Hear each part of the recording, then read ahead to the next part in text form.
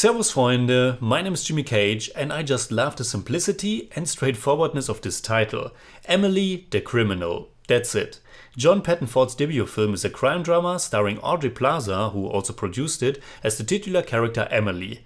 Someone with a huge amount of student loan debts and unfortunately also a permanent criminal record because she assaulted someone years ago, which makes it almost impossible to find a job. Which is why she takes a shady opportunity to make quick cash as a so-called dummy shopper, which is basically buying expensive goods with stolen credit cards.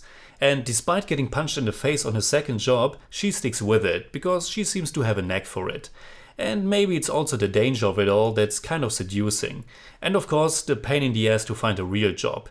It's all of that, and also that she and the guy who sets her up doing it, Yusuf, played by Theo Rossi, are attracted to one another. So the reasons and motivations are all there, and yet the film wasn't completely able to make them all that tangible. You can feel some of that thrill when Emily's doing something illegal, or when she's fighting back in a situation that should actually be too dangerous to fight back. My favorite scene is without a doubt the one that involves a dog. You will know what I mean. That one got me really involved. But for the majority of Emily the Criminal, I found it to be just fine. It's okay that our protagonist isn't all that likable. Even in the very first scene I was kind of on the opposite side, and I'm not sure if I should have been.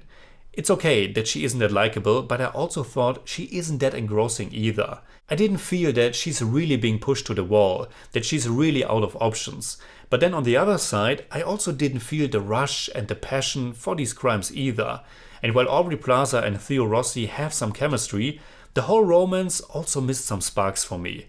I liked that this is only 90 minutes long, but at the same time I thought the leaps from one illegal job to the next were a bit too far and some situations just too unrealistic. And Emily's no-shit attitude was interesting, but it also seemed to be the single big takeaway of her character.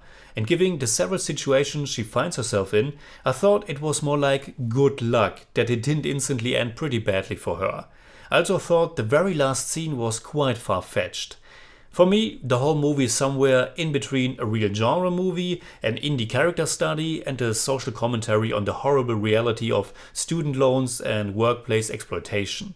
It's fine and certainly a decent one-time watch, but I was certainly missing more energy and depth. I give Emily the Criminal 6 out of 10. It's more like 6.3, but I don't do that. Alright, that's it for today. You can hit me up on Twitter, Instagram and Letterboxd and also on Patreon, simply at TheJimmyCage. And if you enjoyed this episode, please give me a thumbs up, share, subscribe, whatever you like. And make sure you hit that bell for all I have to tell.